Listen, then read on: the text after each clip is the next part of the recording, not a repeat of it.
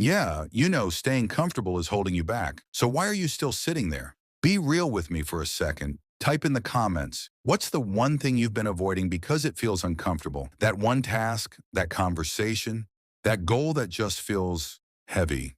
Look, I'm not telling you anything you don't already know deep down. You already know why you're not growing. You can feel it. Your comfort zone isn't just a cozy place. It's a trap. It doesn't just block your progress. It quietly steals from you. It steals your time, your potential, your skills, your confidence, all while you distract yourself by scrolling, overthinking, or telling yourself, I'll start tomorrow. And the most dangerous lie it tells you is that staying put is safe.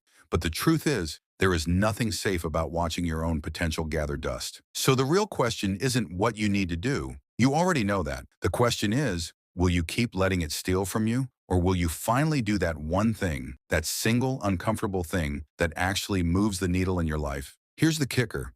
It will never feel ready. It will feel awkward. It might feel scary. You might feel stupid.